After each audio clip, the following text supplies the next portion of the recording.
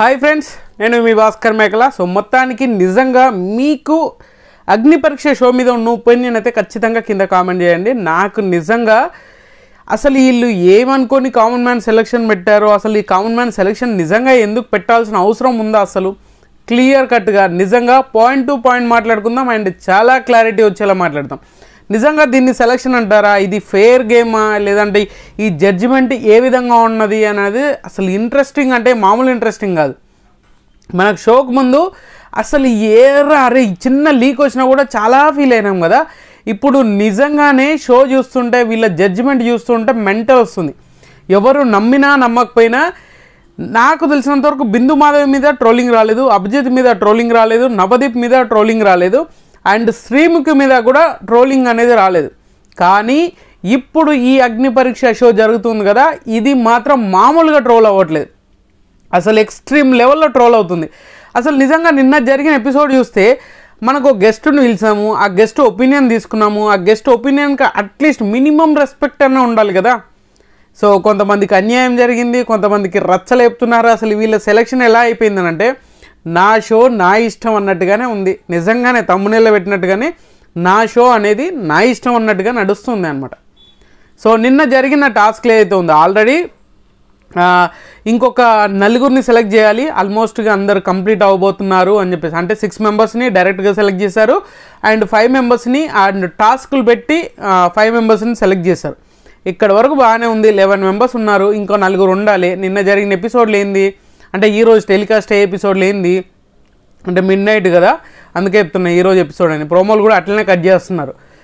So నలుగురిని select చేయాలి. నలుగురిని సెలెక్ట్ చేయాలన్నప్పుడు ఏంటి, ఆల్మోస్ట్ ఇంకా నలుగురు అంటే 5గురిని తీస్తే ఇంకా 11 మెంబర్స్ ఉన్నారు కదా. ఆ 11 మెంబర్స్ని ఏ విధంగా టాస్క్లు ఆడించాలి, మిగతా వాళ్ళందరినీ టాస్క్లు ఆడిపించేసి సో ఆ టాస్క్లో గెలిచిన వాళ్ళని తీసుకోవడం అనేది ఒక కరెక్ట్ వే ఉండేదేమో. అలా కాకుండా అట్లీస్ట్ ఆ టాస్కులు పెట్టి వీళ్ళ ఒపీనియన్ వీళ్ళ కన్విన్స్ అయితే ఆ టాస్కులు చేసినా కూడా వీళ్ళు కన్విన్స్ అయితే మాత్రమే వీళ్ళు ఆ గోల్డెన్ చైర్కి పంపిస్తారు, అంటే టాప్ 15లోకి పంపిస్తారనమాట. ఇది కాన్సెప్ట్ అనేది ఫస్ట్ రివీల్ చేశారు నవదీప్. సో నాకు అర్థం కాదు ఏంటంటే వీళ్ళకు మిగతా 5గురిని సెలెక్ట్ చేశారు కదా, ఆ 5గురిని సెలెక్ట్ చేసినప్పుడు వాళ్ళకు టాస్క్ పెట్టారు, అలా గెలిచిన వాళ్ళని డైరెక్ట్గా అక్కడ పంపించారు. మరి ఇప్పుడు ఏం చేయాలి, ఇక్కడ కూడా ఒక టాస్క్ పెట్టి ఇందులో 4గురిని కానీ 3గురిని కానీ, అంటే ఇప్పుడు 11 మంది ఉన్నారనుకోండి, 11 మెంబర్స్ ఉన్నారా, 11 or 12 మెంబర్స్ అనుకోండి. సో 10, 15, 22 మ్యాక్సిమం 11 మెంబర్స్ అనుకోండి. ఆ 11 మెంబర్స్లో నుంచి ఒక్కొక్కరిని అంటే 3గురిని కానీ 4గురిని కానీ పిలిచి ఒక టాస్క్ పెట్టాల్సింది. అది కాదు, ఇక్కడ ఏంది ఫస్ట్ టాస్క్ ఇచ్చింది ఏంటి అని అంటే ఏకంగా నిజంగా ఇది ఫూలిష్నెస్ అనాలన్నా ఇంకేమనుకోవాలన్నా కానీ కంటెస్టెంట్స్కి కూడా మరీ కొంచెమన్నా ఆలోచన లేదు. దీనికంటే నాకు తెలిసిన నిన్న గెస్ట్గా వచ్చిన క్రిష్ గారు చాలా బాగా బిగ్ బాస్ గురించి చాలా బాగా కనెక్ట్ అయ్యారు, బిగ్ బాస్ని బాగా ఫాలో అవుతారు, బిగ్ బాస్లో ఏం చేయాలి అనేది క్లియర్గా అర్థమైందనమాట. సో ఇక్కడ ఏంటంటే శ్రీముఖి టాస్క్ ఇస్తుంది, శ్రీముఖి టాస్క్ ఏంది ఒక గ్లాస్లో వాటర్ తీసుకొస్తుంది, అది తీసుకెళ్ళి డైరెక్ట్గా నవదీప్ మొహాన కొడితే అది డేర్ అనమాట. ఆ టాస్క్ కంప్లీట్ చేయాలి. దానికి వీళ్ళందరినీ నిన్న ఎవరైతే టాస్క్లు ఆడలేదో వాళ్ళందరిని పిలిచి డైరెక్ట్గా వీళ్ళకి ఒక టాస్క్ ఇచ్చేసి మొహాన్ని కొట్టేయండి అని చెప్పేసి చెప్పింది. ఇంతవరకు బాగానే ఉంది టాస్క్. మరి కంటెస్టెంట్స్గా వచ్చిన వీళ్ళు ప్రతి ఒక్కరు కూడా అరే పెద్దవాళ్ళని రెస్పెక్ట్ చేయాలి, వాళ్ళ గురించి ఆలోచించాలి, అంత మొహం మీద ఎలా కొడతాము, ఒక జడ్జి పొజిషన్లో ఉన్నాడు అండ్ ఇంకా అక్కడ పెద్ద ఆవిడ కూడా ఉంది కదా, ఆమెకు కూడా చాలా క్లారిటీగా అర్థమైంది. బట్ ఇక్కడ ఏంటంటే వీళ్ళు ఆలోచించాల్సింది టాస్క్ ఇచ్చిన వాళ్ళకి లేనిదే టాస్క్ వీళ్ళు చేస్తే తప్పు వచ్చిందా, అట్లీస్ట్ కొట్టడానికి ఛాన్స్ లేదు, బట్ దాన్ని డేర్ చేసే వాళ్ళు ఎవరున్నారని డిసైడ్ చేసుకోవడం. అక్కడ నిజంగానే కొడితే ఇక్కడ అభిజిత్ ఒక డైలాగ్ వేస్తాడు, నాకు ఇది మామూలుగా మెంటల్ ఎక్కలేదు. అభిజిత్ ఏమన్నారు, నువ్వు ఒకవేళ కొట్టావు అని అంటే ఖచ్చితంగా మొఖానికి వాటర్ కొట్టావు అని అంటే నేను ఖచ్చితంగా నేను సెలెక్ట్ చేయను అన్నావు. టాస్క్ ఇచ్చిన వాళ్ళని కదా నువ్వు అడగాల్సింది, చేయడానికి రెడీ అయిపోయారు, ఇస్తాను లేదని డైరెక్ట్ తీసుకెళ్ళి కొట్టుంటే మామూలుగా ఉండేది కాదు. అయినా కూడా మిగతా వాళ్ళు మన ఎవరు నాగా కానీ అండ్ వీళ్ళందరూ ఆల్మోస్ట్ సాయి కృష్ణ వీళ్ళందరూ ఆల్మోస్ట్ అందరూ వచ్చినా కూడా అందరూ నిన్న ఎవరైతే టాస్క్లు చేయలేదో వాళ్ళందరినీ తీసుకొచ్చి పెట్టడం అని ఇక్కడ మరి మన మర్యాద మనిషి అయితే ఒక అడుగు ముందుకేసేసి సరే నేను చేస్తాను అని చెప్పేసి అన్నాడు. చేస్తానప్పుడు చేయించేయచ్చు కదా మనోడు. అక్కడ శ్రీతేజ కూడా ఒక క్వశ్చన్ పాయింట్ రేస్ చేశాడు, ఏంటి అని అంటే నువ్వు రెస్పెక్ట్ ఇస్తా అందరినీ ఒక ఏమంటారు ఒక రెస్పెక్ట్ వేలో ప్రొజెక్ట్ చేసుకుంటా, ఒక రెస్పెక్ట్ గురించి మాట్లాడతా, అంటే ఒకరిని తక్కువ చేయను, ఒకరిని ఏమంటారు ఓడిందబ్బా ఒకరిని కించపరిచేలాగా ఉండను అనే వేలో ప్రొజెక్ట్ చేశాడు. అక్కడ ఏంది అంటే అప్పుడు నువ్వు అంటే అందరూ ఉన్నప్పుడు మాత్రం నువ్వు ఇలాంటి నీతులు చెప్తావు, ఎవరు లేనప్పుడు మాత్రం ఒక్కడివే, అంటే నువ్వు ఒక్కడివే ముందుకెళ్ళాలి, నువ్వు ఒక్కడివే ఆ సిచ్యువేషన్లో ఉన్నావు అంటే ముందుకెళ్ళిపోతావు, ఇలాంటి నీకు ఎథిక్స్ లేవా అనే రేంజ్లో మాట్లాడాడు. ఆ ఎథిక్స్ లేవైంది అక్కడ టాస్క్ని కంప్లీట్ చేయాలి అనేది క్లియర్గా అర్థమవుతుంది, అదే టాస్క్ చేయాలనుకున్నాడు. ఇది ఇక్కడితో ఆపేశారు. ఓకే నువ్వు డేర్ కదా, దీని గురించి తర్వాత మాట్లాడదాం అని చెప్పేసి పక్కన కూర్చోబెట్టారు. నాకు అర్థం కాదు, వీళ్ళు టాస్క్ పెట్టినాక విన్నర్ ఎవరు అనేది అనౌన్స్ చేయాలి కదా, లేదు అది కూడా అవసరం లేదు, మనకు పక్కన కూర్చోబెట్టినాం.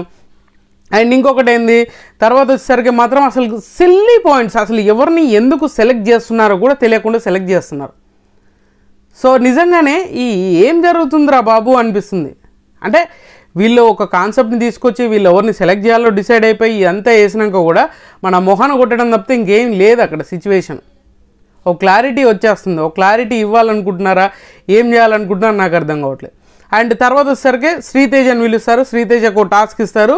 అండ్ ఎవరు అభిజిత్ టాస్క్ ఇస్తాడు. అభిజిత్ ఏంటి అంటే మన వ్యాక్సిన్ చేస్తారు కదా, ఎయిర్ని రిమూవ్ చేసే ప్యాడ్స్ ఉంటాయి కదా, దాన్ని వ్యాక్సిన్ చేసే ప్యాడ్స్ తోటి వాళ్ళ చెస్ట్ మీద ఉన్న ఎయిర్ని తీయాలన్నప్పుడు అక్కడ కూడా వాళ్ళకి ఆప్షన్ ఆపోజిషన్ ఉన్నప్పుడు సో మనకి మనీష్ని సెలెక్ట్ చేసుకుంటారు. మర్యాద మనీష్ని సెలెక్ట్ చేసుకుంటే మనోడు నేను షర్ట్లెస్గా ఉండలేను అంటే సో తన పర్సనల్ ప్రాబ్లమ్స్ ఉన్నాయన్నా కూడా సో ఇక్కడ జరిగింది ఏదైనా చేయాలి అన్నప్పుడు చేస్తుంటారు.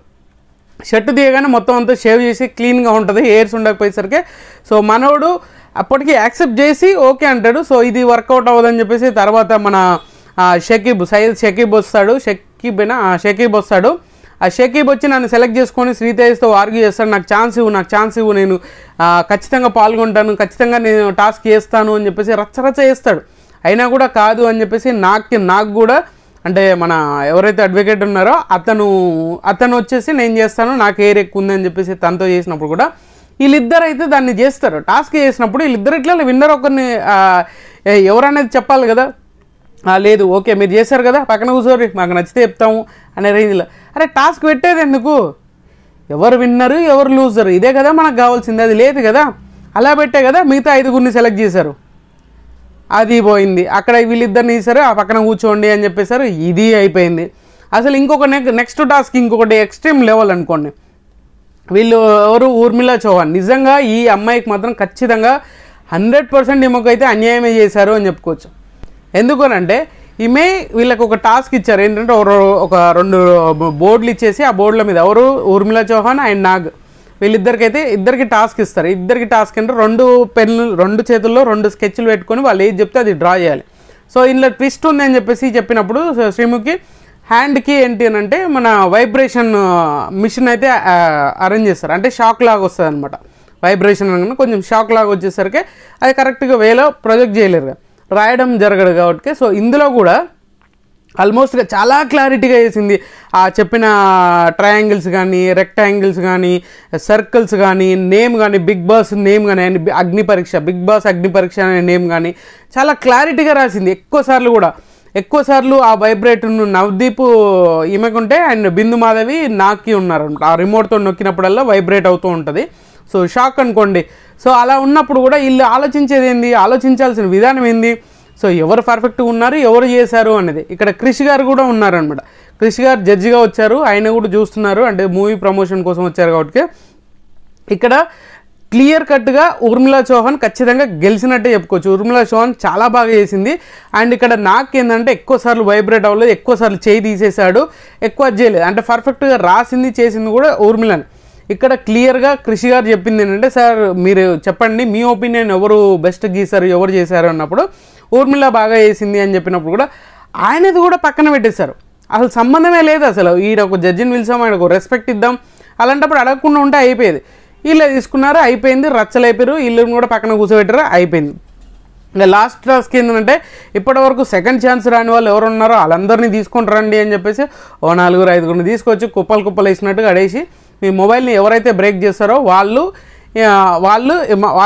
ఏమంటారు ఇంతమందిలో మీరు డేర్ చేయాలి, మీ మొబైల్ని మీరే బ్రేక్ చేసుకోవాలి అని చెప్పినప్పుడు ఇక్కడ నిఖిత అండ్ షకీబ్ వీళ్ళిద్దరు కూడా బ్రేక్ చేయడానికి రెడీ అయిపోతారు, బ్రేక్ చేస్తారు కూడా. ఒక్కసారి కొడితే అది పగలలేదని చెప్పేసి మళ్ళీ పిలుచుకొచ్చి చూసి, అరే శ్రీముఖి ఈ ఫోన్ చిన్నగా పగిలింది కదా, ఇంకోసారి తీసుకురా అని చెప్పేసి మొత్తం ఒక ప్యాక్ చేసి దన్న కొట్టమని కొట్టిస్తుంది.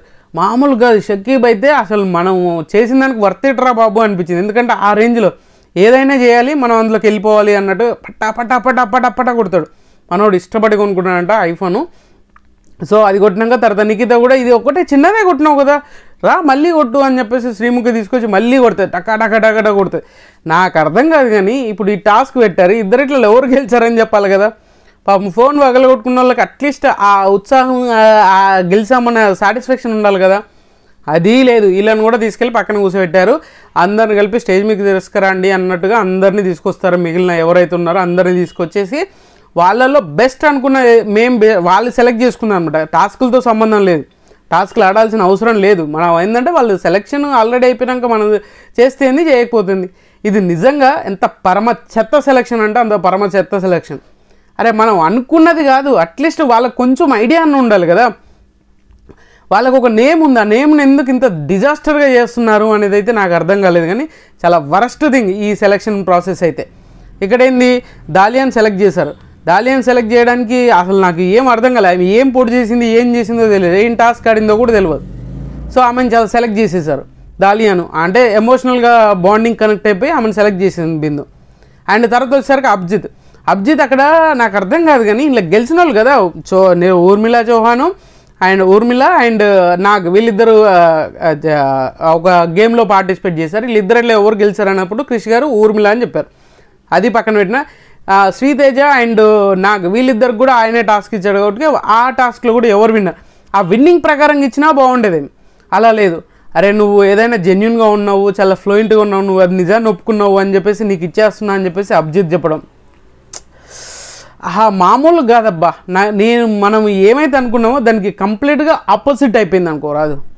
మామూలు కంప్లీట్గా ఆపోజిట్ కాలేదు, అసలు ఏం జరుగుతుందిరా అనిపించింది నాకు. సో ఇలా అయిపోయినాక ఆల్మోస్ట్ అంటే మన శ్రీముఖి ఏమో మన మనీష్ని సెలెక్ట్ చేసి, మనీష్ నీకు ఆ ఛాన్స్ వచ్చింది, నువ్వు డేర్ చేస్తున్నావు కదా, సో నువ్వు అది చేసావు, డైరెక్ట్ వెళ్ళిపో నువ్వు అని చెప్పేసి ఆయన్ని పంపించేసింది. నవదీప్ వచ్చేసి అప్పటిదాకా ఇంక టెన్షనే ఉంది, అరే ఫోన్ పగలనుకున్నారు, అరే నీలో ఏదో ఉంది ఇంకా చూడాలి, నువ్వు ఎక్కడికి వెళ్ళాలి ఆయన సెలెక్ట్. ఇక్కడ ఏంటంటే క్లియర్ కట్ పిక్చర్ ఏంటంటే వీళ్ళు ఒక 15 మందిని సెలెక్ట్ చేశారు. ఆ 15 మందిలో డైరెక్ట్గా చేస్తే బాగోదు అని చెప్పేసి ఫస్ట్ ఒక 5గురిని సెలెక్ట్ చేశారు, 6గురిని సెలెక్ట్ చేశారు, అందరికీ గ్రీన్లు ఇచ్చి. ఆ తర్వాత ఏంది, మనిషికో టాస్క్ పెట్టేసి డైరెక్ట్గా 5గురిని తీసుకెళ్ళి మళ్ళీ ఆ టాప్ 15లో పెట్టారు. ఇక్కడ ఏంది ఓవరాల్గా గుంపు కుత్త, వీళ్ళ దాంట్లో ఎవరు ఉంటే బెటరు, మనకు కొంచెం కాంట్రవర్సీ ఉందా, వీళ్ళ కొంచెం రికమెండేషన్లు ఉన్నాయా, నడిపించేద్దాము అని చెప్పేసి అనుకొని వాళ్ళని సెలెక్ట్ చేశారు. ఓవరాల్గా 15 మెంబర్స్ని సెలెక్ట్ చేయడంలో మనల్ని ఎర్రిపువ్వులను చేశాడు. ఇంకొక మెయిన్ ఎర్రిపువ్వుని చేయడం ఏంది తెలుసా, మామూలుగా కాదు. ఈ 15 మందిని ఆల్రెడీ శ్వేతా శెట్టిను అండ్ ప్రసన్న కుమార్ వీళ్ళిద్దరిని రెడ్ కార్డ్ ఇచ్చేసి బయటకు పంపించారు. వీళ్ళని కూడా తీసుకొచ్చి సెప్టెంబర్ 5th వరకు వీళ్ళకు ఓటింగ్ లైన్స్, హాట్స్టార్లో ఓటింగ్ లైన్స్ అనేది కూడా ఓపెన్ చేశారు. మరి వీళ్ళిద్దరిని ఎలిమినేట్ చేయడం ఎందుకు, అంటే ఎలిమినేట్ మీన్స్ రెడ్ కార్డ్ ఇవ్వడం ఎందుకు, మిగతా 13 మెంబర్స్ తోటి షో నడిపించడం ఎందుకు, అసలు ఏం జరుగుతుంది, వీళ్ళందరికీ ఓటింగ్ ఎందుకు అప్పీల్ చేయాలి ఇంతమందిని? అరే ఒక 5గురో 10 మందో లేదంటే నామినేషన్ చేసేసి ఈ వీక్ ఇట్లా చేసిన ప్రాసెస్ ఉంటే బాగుండేదేమో. ఇదేంటంటే కంప్లీట్గా మనల్ని మిస్లీడ్ చేయడానికి మాత్రమే యూజ్ చేసినట్టుగా అనిపించింది నాకు పర్సనల్గా అయితే. మీకేమనిపించింది ఏంది? అండ్ నిజంగా అగ్ని పరీక్ష షోలో నిజంగా ఫేర్ అనేది లేదు అనేది క్లియర్గా అర్థమవుతుందా లేదా నాకు అనిపించింది. మీకు కూడా అనిపించిందో లేదో కింద కామెంట్ చేయండి.